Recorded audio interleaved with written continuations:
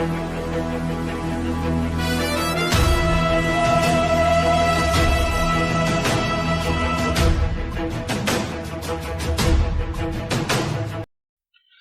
प्यारे बच्चों, कैसे हैं आप सब?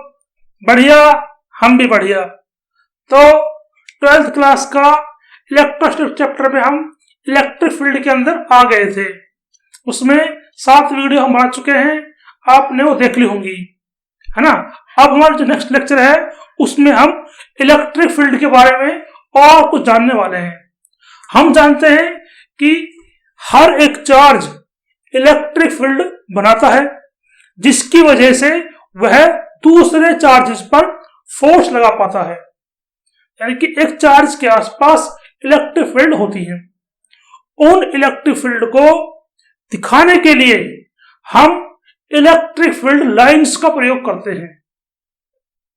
इलेक्ट्रिक फील्ड लाइंस क्या होती हैं? Electric field lines imaginary lines होती हैं, जो हम अपनी सहूलियत के लिए, बच्चों को सिखाने के लिए इलेक्ट्रिक फील्ड लाइंस बनाते हैं कि भाई चार्ज से इलेक्ट्रिक फील्ड लाइंस जो ये निकल रही हैं, ये आपकी इलेक्ट्रिक फील्ड को डिनोट कर रही हैं। अब इन इलेक्ट्रिक फील्ड लाइंस की बहुत सारी प्रॉपर्टीज होती हैं कि भाई 2 इलेक्ट्रिक फील्ड लाइंस आपस में इंटरसेक्ट नहीं कर सकती, या फिर 2 इलेक्ट्रिक फील्ड लाइंस आपस में रिपेल करती हैं। ऐसी ढेर सारी हम इलेक्ट्रिक फील्ड की लाइंस की प्रॉपर्टीज आज पढ़ने वाले हैं, ठीक है। तो मैंने एक वर्ड यूज किया आज, इलेक्ट्रिक फील्ड लाइंस। इसके बारे में ही हम आगे पढ़ेंगे। इसको हम इलेक्ट्रिक फील्ड लाइन या फोर्स भी कहते हैं, या फिर हम कह सकते हैं लाइन ऑफ फोर्स, ठीक है। इलेक्ट्रिक फील्ड लाइंस को हम लाइन ऑफ फोर्स भी कह सकते हैं। पहले हम जान लेते हैं कि इलेक्ट्रिक फील्ड लाइंस को हम रिप्रेजेंट कैसे करते हैं। तो देखो, हम ऑलरेडी जान चुके हैं कि पॉजिटिव चार्ज से इलेक्ट्रिक फील्ड लाइंस बाहर क्यों निकलती हैं। पॉजिटिव चार्ज से फील्ड बाहर क्यों निकलती है, पहले मैंने बताया आपको ऐसे। तो यहां पर पॉजिटिव चार्ज हो तो उसको इस तरह से रिप्रेजेंट करेंगे, उसकी इलेक्ट्रिक फील्ड लाइंस को। इन्हें हम बोलते हैं रेडियली आउटवर्ड। ये आउटवर्ड जा रही है, हम कह सकते हैं कि ये radially outward electric field lines हैं। और अगर हमारे पास नेगेटिव चार्ज हो तो उसमें फील्ड उसके तरफ आती हुई दिखाई देती है, यानी कि इनवर्ड होती है। इनवर्ड कहो या टुवर्ड्स कहो, ठीक है। तो हम कहेंगे रेडियली इनवर्ड है, इनवर्ड, ठीक है। यानी कि यहां पर ये रेडियस में होता है कि जैसे ये आपका पॉइंट है, इससे रेडियस होता है इससे, लेकिन ये सभी बराबर दूरी पर फैल जाएंगी। तो इस रेडियली सेंस होता है यहाँ पर रेडियस की, ये पॉइंट से ये रेडियस की तरह आगे की ओर बढ़ रही है, इसलिए कहा है रेडियली आउटवर्ड और ये रेडियली इनवर्ड, ठीक है। अब देखो ये कहां पर खत्म होंगी, ये यहां पर देखा तो ये चलती आएगी और ये इन्फिनिटी पर जाकर खत्म हो जाएंगी, इन्फिनिटी पर जाकर खत्म हो जाएंगे। और इनको ऐसे हम सपोज कर सकते हैं कि ये इन्फिनिटी से आ रही है। तो ये वाली तो इन्फिनिटी पे जाकर 0 हो जाएंगी और ये वाली इन्फिनिटी से आती हुई दिखाई पड़ेंगी, इसलिए इनको कहते हैं रेडियली इनवर्ड और ये रेडियली आउटवर्ड, ठीक है। आपको पूछ सकता है कि ये कहां पर जाकर 0 होंगी, तो ये इन्फिनिटी पर जाकर 0 होंगी और ये इन्फिनिटी से आती हुई दिखाई पड़ेंगी। अब हम बढ़ते हैं कि अगर ये तो सिंगल चार्ज हो गया, तो मैंने केस मान लेते हैं, आप केस 1 बना लेते हैं। बाय सिंगल चार्ज, यहां पर वापस सिंगल चार्ज था एक, चाहे पॉजिटिव हो चाहे नेगेटिव हो, ठीक है। केस 2 मानता हूं यहां पर बाय 2 चार्जेस। तो टू चार्जेस क्या हो सकते हैं कि वो अनलाइक हो सकते हैं, अनलाइक चार्जेस या लाइक चार्जेस। अनलाइक होते हैं अपोजिट और लाइक मतलब होता है सेम चार्ज। ठीक है, तो यहां पर हमने सिंगल चार्ज दिखा दिया। अब हमें दो चार्जेस के थ्रू इलेक्ट्रिक फील्ड लाइंस को दिखाना है। तो मैंने कहा अगर दोनों चार्ज अपोजिट नेचर के हुए, एक पॉजिटिव हुआ एक नेगेटिव हुआ, तब किस फील्ड बनेंगे?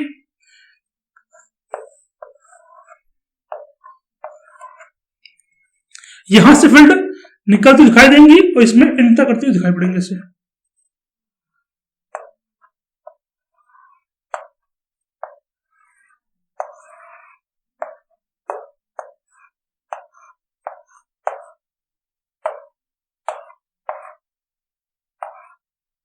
इस तरह से। तो ये दोनों के लिए कैसे होंगी कि ये यहां पर इलेक्ट्रिक इस तरह जाएंगी और इसके अंदर इंटर कर जाएंगी, पॉजिटिव से निकल रही है और नेगेटिव में इंटर कर रही है। ठीक है, अच्छा इसको कैसे करेंगे डिनोट? बी पार्ट को मैं यहां दिखा रहा हूं। मान लो दोनों पॉजिटिव हैं, तो ये फील्ड लाइन इस तरह आएंगी और इधर से फील्ड लाइन ऐसे आएंगी, यहां पर आकर ये एक दूसरे को रिपेल करेंगी। रिपेल करने के लिए ऐसे मुड़ जाएंगी, ऐसे आई और ऐसे मुड़ गई इस तरह से। ये फील्ड लाइन इस तरह आ जाएंगी और ऐसे मुड़ जाएंगी। यहां पर आप देख पा रहे हो कि ये रिपल्सन की वजह से फील्ड एक दूसरे को रिपेल करेंगी, तो ये दूसरे डायरेक्शन में मुड़ जाएंगे इसे।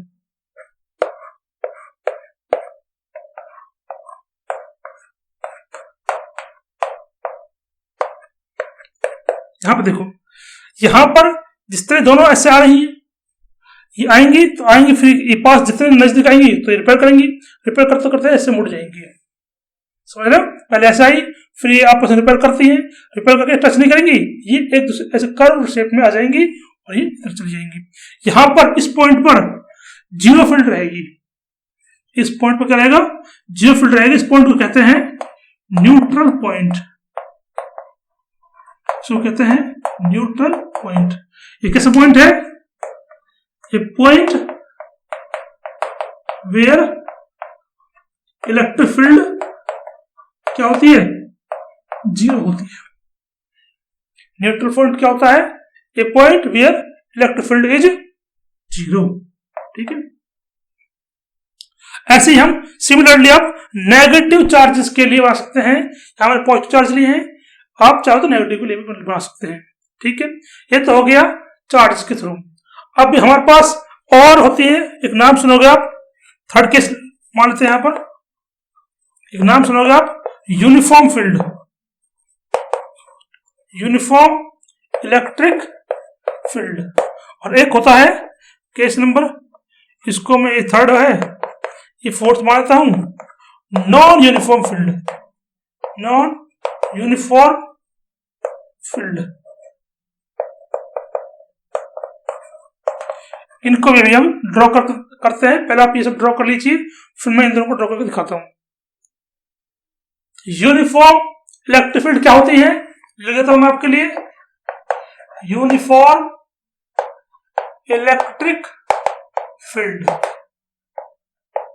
यहां पर यूनि का तो होता है एक जैसी, ये जानते हैं आप, यूनि मतलब एक जैसी, और यहां पर एक जैसी क्या है? फील्ड स्ट्रेंथ है। तो हम कह सकते हैं ये एक ऐसी फील्ड है जिसकी स्ट्रेंथ हर जगह सेम है या एक जैसी है। ठीक है, तो हम कहते हैं it is the electric field which has same electric field strength at every point. ये ऐसी इलेक्ट्रिक फील्ड है जिसकी इलेक्ट्रिक फील्ड इंटेंसिटी या इलेक्ट्रिक फील्ड स्ट्रेंथ हर पॉइंट पर सेम हो या एक जैसी हो। ठीक है, तो इसको नोट कैसे करते हैं? These are denoted by parallel lines. इनको हम पैरेलल लाइंस के थ्रू डिनोट करते हैं। कैसे? इस तरह से। अभी आप इनके बीच के स्पेस पर मत जाना कि स्पेस कम ज्यादा किससे रहेगा, वो बाद में बताएंगे। ठीक है, अब ये देखो पैरेलल लाइंस जो हो रहेंगी वो यूनिफॉर्म इलेक्ट्रिक फील्ड को रिप्रेजेंट करती हैं। ठीक है, ऐसे ही नॉन यूनिफॉर्म फील्ड क्या हो जाएंगी? लिख देता हूं यहां पर नॉन यूनिफॉर्म फील्ड, इसका पॉइंट हो जाएगा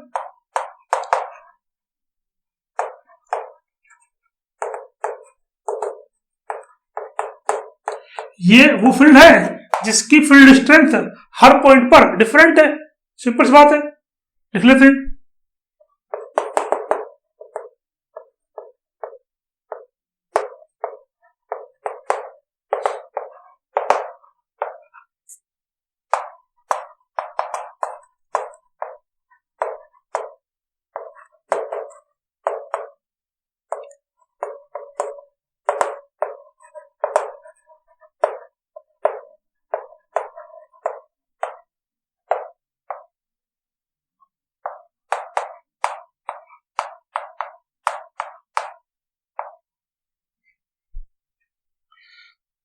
It is the electric field which has different electric field strength at each point।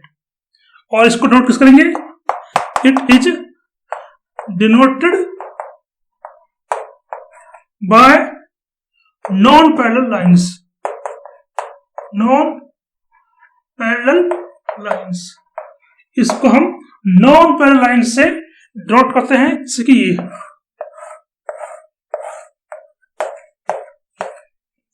ये देखो इनका बीच का गैप यहाँ कम है या ज्यादा है, तो ये स्प्रेड हो रही है, तो ये नॉन यूनिफॉर्म फील्ड का एग्जांपल है।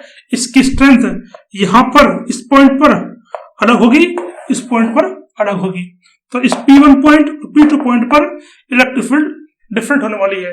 हम कह सकते हैं अगर यहाँ पर एक क्वेश्चन आ जाए कि electric field P at P1 and at P को कंपेयर करो, तो हम कहेंगे electric field at P1 is more than electric field at P2। ठीक है, तो यहां पर ज्यादा रहेगी फील्ड, यहां कम रहेगी। वो बताएंगे क्यों? क्योंकि जब ये फील्ड लाइन ज्यादा रहती हैं, जिस जगह इलेक्ट्रिक फील्ड लाइन की डेंसिटी ज्यादा होती है वहां पर इलेक्ट्रिक फील्ड स्ट्रेंथ ज्यादा होती है, और जिस जगह इलेक्ट्रिक फील्ड लाइंस की डेंसिटी क्वांटिटी का हो, डेंसिटी का हो, कम रहेगी, वहां पर इलेक्ट्रिक फील्ड स्ट्रेंथ भी कम रहेगी। ये मैं पॉइंट लिखवाऊंगा आगे। अभी आप समझ लीजिए कि जिस जगह ज्यादा इलेक्ट्रिक फील्ड लाइन्स है वहां ज्यादा इलेक्ट्रिक फील्ड है, स्ट्रेंथ ज्यादा है, ज्यादा इंटेंसिटी है, जहां कम है वहां कम इंटेंसिटी है। ठीक है, तो ये हमने नॉन यूनिफॉर्म को भी रिप्रेजेंट कर लिया और यूनिफॉर्म को भी रिप्रेजेंट कर लिया। अब हम लिखते हैं और पॉइंट के बारे में, जो इसकी प्रॉपर्टीज हैं। वो मेन पॉइंट आपका जो रहेगा, वो मेन क्वेश्चन जो आता है एग्जाम में, वो होता है कि right any 4 properties of electric field lines.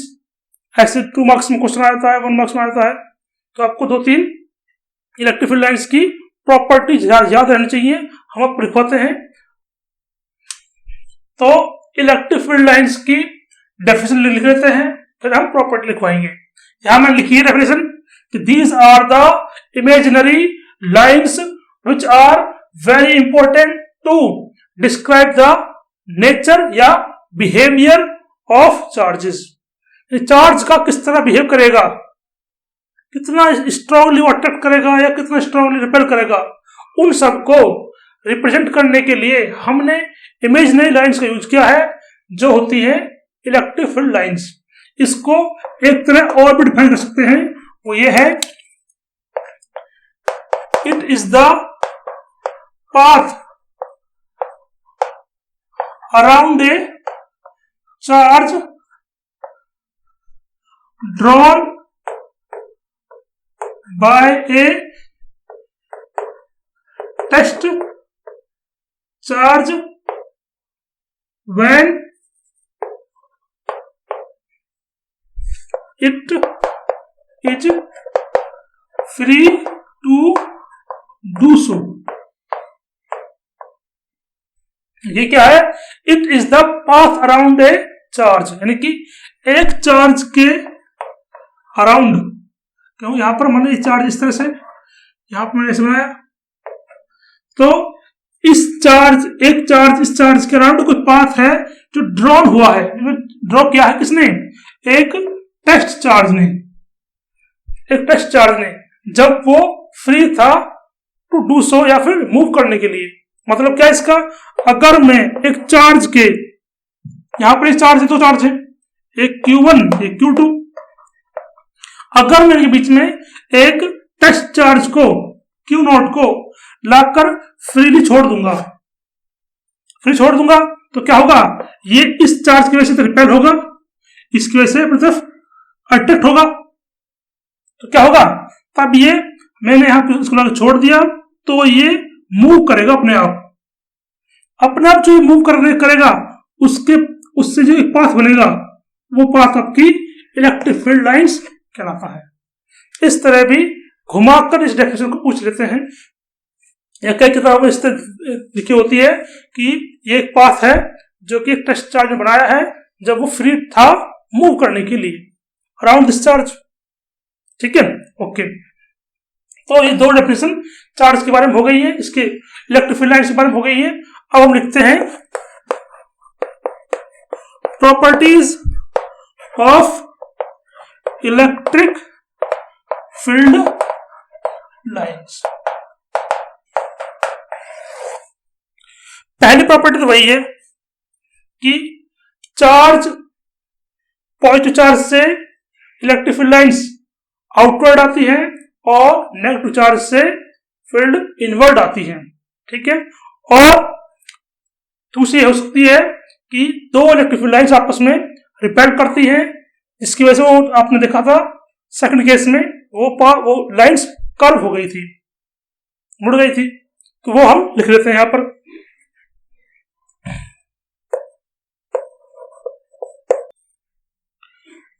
तो electric field lines are directed away from positive charge, यानी पॉजिटिव चार्ज से ये बाहर की वजह से दिखाई पड़ेंगी, and directed inward to a negative charge, यानी कि पॉजिटिव चार्ज से बाहर जाती हुई दिखाई पड़ेंगी और नेगेटिव चार्ज पे अंदर की ओर आती हुई दिखाई पड़ेंगी ऐसे।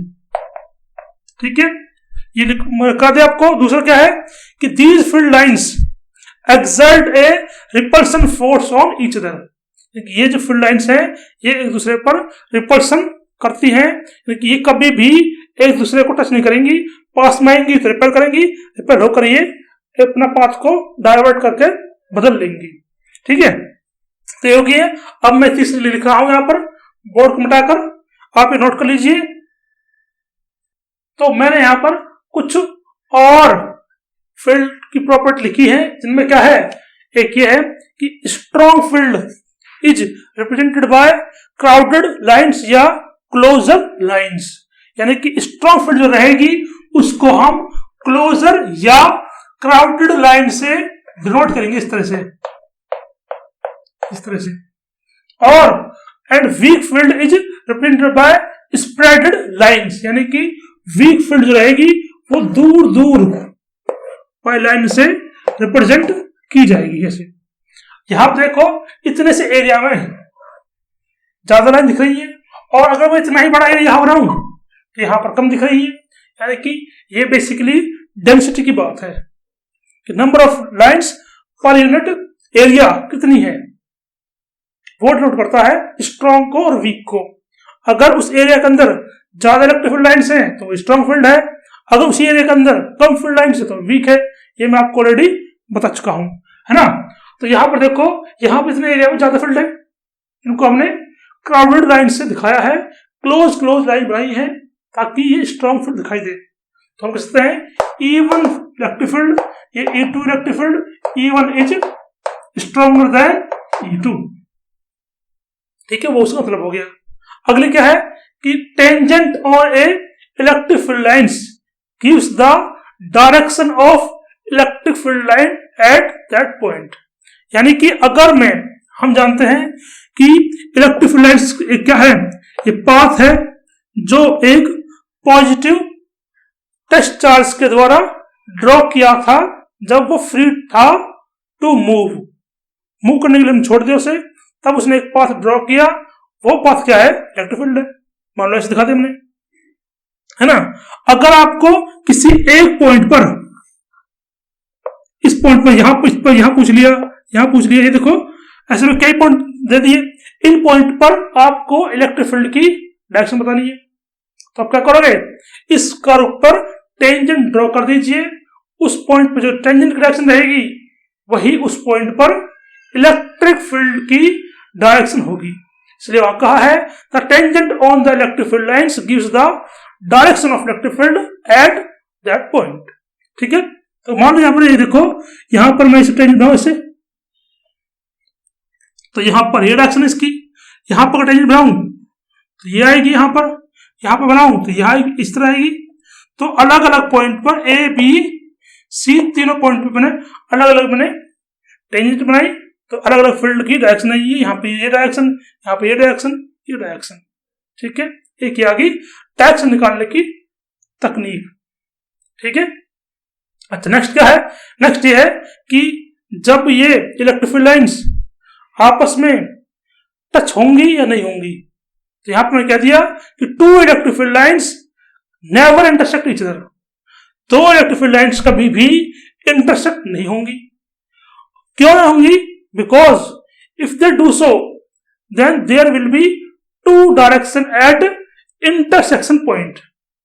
जो इनका इंटरसेक्शन पॉइंट मान लो, एक फील्ड इस डायरेक्शन में है, एक फील्ड इस डायरेक्शन में है, ये E1 है, ये E2 है। ठीक है, ये इनका इंटरसेक्शन पॉइंट है। मैं मान लिया कि मान लो ये इंटरसेक्ट कर गई, ठीक है, ये इस पॉइंट पर कर गई। ठीक है, if they do so then there will be two directions on intersection point. ये जो पॉइंट है, इस पॉइंट पर टू डायरेक्शन रहेंगी which is not possible.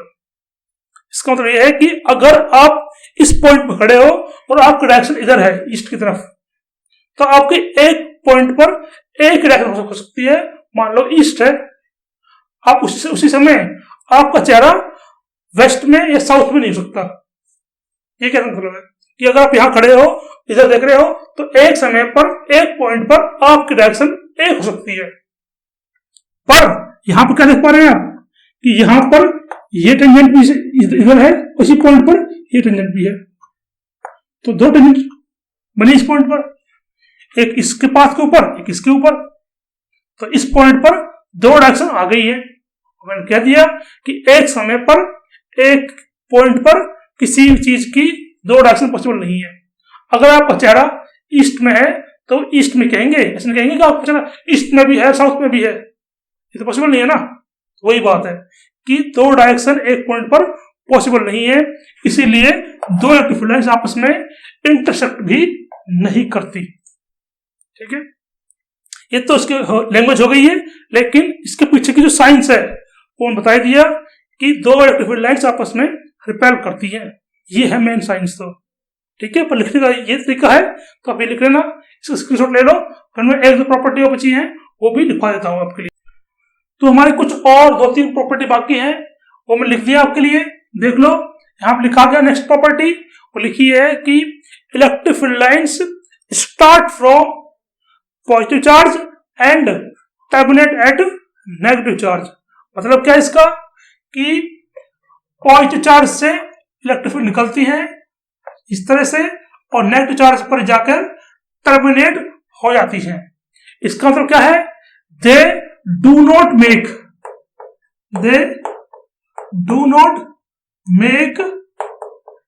Close loop, यानी कि ये क्लोज लूप नहीं बनाते। ये मेन बात है। इसका मतलब क्या है यहां पर देखो, यहां से ये जाती हुई दिखाई दे रही है, यहां से आती हुई दिखाई नहीं देगी कभी, क्योंकि ये क्लोज लूप बनने के लिए आप इस तरह स्टार्ट हुए और इस तरह आपको आना चाहिए। ये होता क्लोज लूप, ऐसे गए ऐसा है, ये तो होता है क्लोज लूप, है ना। तो यहां पर आपको केवल जाती हुई दिखाई पड़ेंगी, ये भी जाती हुई दिखाई पड़ेगी, ये भी जाती हुई दिखाई पड़ेगी, ये सभी इससे निकल रही है और नेगेटिव वाले के अंदर खत्म हो जा रही है। ये वाला केस आपको दिखाई नहीं पड़ेगा क्लोज लूप होने के लिए, ये कंपलसरी है। इसका मतलब क्या है कि electric field lines close loop नहीं बनाती, ये केवल पॉजिटिव से निकलती है, नेगेटिव जाकर टर्मिनेट होकर खत्म हो जाती है। लेकिन अब आगे पढ़ोगे कि मैग्नेटिक फील्ड जो होती है, मैग्नेटिक फील्ड क्लोज लूप बनाती है। आप पढ़ोगे, आपने देखा भी होगा 10th क्लास के अंदर कि बार मैग्नेट ऐसी होती है, ये नॉर्थ, ये साउथ, या वैसे कह लीजिए ये नॉर्थ, ये साउथ, तो इस तरह आपको यहां पर इस तरह मैग्नेटिक फील्ड दिखाई पड़ती है और अंदर south to north. Magnetic field जो होती है वो आउटसाइड ऐसे चलती है, नॉर्थ टू साउथ, और इनसाइड साउथ टू नॉर्थ चलती है, यानी कि magnetic field lines close loop बना लेती हैं। यहां पर आपने 10th में देखा था कि एक कंडक्टर है, इसके आसपास इस तरह की फील्ड लाइंस बनती हैं, क्लोज क्लोज ऐसे। यहां पर आप 10th में देख के आए हो कि magnetic field lines close loop बना लेती है, लेकिन electric field lines close loop नहीं बनाती, वो पॉजिटिव से निकलती है, नेगेटिव में जाकर टर्मिनेट होकर खत्म हो जाती है ना। ये प्रॉपर्टी बहुत इंपॉर्टेंट है। आप ये क्यों इंपॉर्टेंट है, क्योंकि ये आपकी इलेक्ट्रिक फील्ड और मैग्नेटिक फील्ड को डिस्टिंग्विश करेगा। ठीक है, मान लो आपको दो फील्ड देगा, एक ये, पूछेगा कि ये इस तरह फील्ड है और एक फील्ड इस तरह की है, इनमें से कौन सी इलेक्ट्रिक फील्ड है, कौन सी मैग्नेटिक फील्ड है। तो ये वाली आपकी दोनों इस डायरेक्शन जा रही हैं, लेकिन यहां पर क्लोज लूप बन रहा है, तो ये मैग्नेटिक फील्ड और ये इलेक्ट्रिक फील्ड।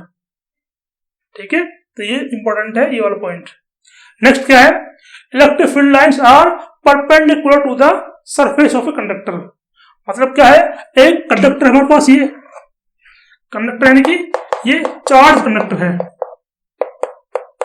ठीक है, इस पर चार्ज मूव कर सकता है, वो होता है कंडक्टर, जिसमें चार्ज एक स्थान से उस स्थान पर मूव कर सके, वो होता है आपका कंडक्टर। इस कंडक्टर के ऊपर जो इलेक्ट्रिक फील्ड लाइन रहेंगी वो इस तरह से ड्रॉ होंगी। तो आप यहां पर जो इलेक्ट्रिक फील्ड लाइन रहेंगी वो इस कंडक्टर के ऊपर परपेंडिकुलर यानी 90 एंगल बनाती है हमेशा। ठीक है, ये बहुत आसान सा था। नेक्स्ट जो है वो है electric field lines are zero inside a conductor. अगर अंदर देखा जाए तो अंदर इसके अंदर फील्ड नहीं होती है, जीरो होती है, but non zero in the insulator. जो इंसुलेटर होते हैं उनके अंदर इलेक्ट्रिक फील्ड नॉन जीरो रहती है, अंदर पॉसिबल है, लेकिन जो आपका कंडक्टर है उसके अंदर फील्ड पॉसिबल नहीं है। क्यों पॉसिबल नहीं है जी, देखो मान लो आपने ये एक सॉलिड स्फीयर लिया, ठीक है, ये क्या है, ये कंडक्टर है। ठीक है, अब आपने इसके अंदर ऐसे चार्ज रखा, ठीक है, चार्ज रखा। अब मैंने कह दिया कि कंडक्टर के ऊपर चार्ज आसानी से मूव कर सकता है, इसलिए कंडक्टर है। कंडक्टर क्या है, these are the materials on which charge can flow या in which electron can flow. यही तो होता है कंडक्टर। आपने 10th क्लास में, छोटी क्लास में पढ़े होंगे कि conductor, good conductor, bad conductor, insulators, है ना, सेमी कंडक्टर्स पढ़े होंगे आपने। ये होते हैं जिनके ऊपर चार्ज या इलेक्ट्रॉन्स आसानी से फ्लो कर सके। तो होगा क्या, ये सभी पॉजिटिव चार्ज है, आपस में रिपेल करेंगे, रिपेल करके क्या होंगे, रिपेल करने के बाद ये भागकर आउटर सरफेस पर आएंगे ऐसे। अंदर डाले आपने, एक रिपेल करें, रिपेल करके ये मूव कर सकते हैं, मूव करेंगे तो ये यहां पर बाहर आकर सरफेस पर कट हो जाएंगे। तो इनसाइड क्या बचा, कुछ नहीं बचा। जब अंदर चार्ज ही नहीं है तो फील्ड कैसे बनेंगी, नहीं बन पाएंगे ना, तो इसलिए inside the conductor electric field zero, वहां चार्ज जीरो है, इधर चार्ज जीरो है तो इलेक्ट्रिक फील्ड भी जीरो है। हालांकि हम इसको और तरीके से बताएंगे आगे जब हम गॉस लॉ पढ़ेंगे, वहां पर आप और क्लियरिटी आएगी आपको क्यों ऐसा होता है, ठीक है। बट इंसुलेटर के अंदर क्या होता है, जहां पर आपने जिस चार्ज को बिठा दिया वो चार्ज वही रहेगा। रिपेयर तो कर रहे हैं, रिपेयर कर रहे हैं, लेकिन ये मूव नहीं कर पाएंगे क्योंकि जो मटेरियल है, जो मीडियम है, वो इंसुलेटर है, और इंसुलेटर पर चार्ज फ्लो नहीं कर पाते, इसलिए जहां वो बैठ गए वहीं बैठे रहेंगे। इसीलिए नॉन कंडक्टर में इलेक्ट्रिक फील्ड नॉन जीरो होती है और कंडक्टर के अंदर इलेक्ट्रिक फील्ड जीरो होती है इनसाइड द कंडक्टर, ठीक है। अब यहां पर एक ही काम आएगा कि यहां पर ये तुमने सॉलिड लिया था, तो सेल लेंगे। यहां पर सेल क्या होती है, सेल होती है होलो स्फीयर, होल स्फीयर लेंगे, वो भी सेम है कि इसके होल स्फीयर के अंदर भी फील्ड जीरो, केवल बाहर रहेगी फील्ड, ठीक है। ये हम गॉस लॉ के अंदर और डिटेल में पढ़ लेंगे, ठीक है। अब क्वेश्चन अगर आ जाए कि राइट एनी 4 प्रॉपर्टीज या 5 properties of electric field lines, तो इन 8 में से जो इंपॉर्टेंट है, जो टीचर ढूंढता है, भाई आपको यह 8 से याद है, 4 पूछिए, उसके लिए आपको इंपॉर्टेंट को लिखना होगा। इंपॉर्टेंट में बता दें कौन कौन सी है, यहां पर इस बार में इसमें ये इंपॉर्टेंट है, इसको जरूर लिखना। दूसरा, मैंने आपको बताया था कि electric field lines are never intersect each other, वो लिख देना। चौथा आप लिख देना direction, tangent on the electric field gives direction of electric field at that point, वो लिख देना। चौथी आप चाहो तो इसको लिख देना, इसको लिख देना, किसी को लिख दो। तो यहाँ पर 3 इंपॉर्टेंट थी, उसमें से आप 2 लिख लेना, ठीक है। तो ये याद कर लेना, बोर्ड एग्जाम में सबसे फेवरेट क्वेश्चन है टीचर का, ठीक है। अब हम आज में इतना काफी है, नेक्स्ट लेक्चर में हम गॉस लॉ को पढ़ाएंगे और डायपोल्स को पढ़ाएंगे। इसके अंदर डायपोल बाकी रह गया है, पहले डायपोल को पढ़ा लेंगे, फिर उसके बाद हम गॉस लॉ को पढ़ा देंगे, ठीक है। हाँ, और न्यूमेरिकल्स करना प्रैक्टिस इसके मैं बता रखा आपको बुक में, जो फोर्स के लिए फॉर्मूले हैं वही इलेक्ट्रिक फील्ड के लिए फॉर्मूला लगाना है, सिर्फ 4 से डिवाइड कर देना और न्यूमेरिकल करना, ठीक है। Thank you.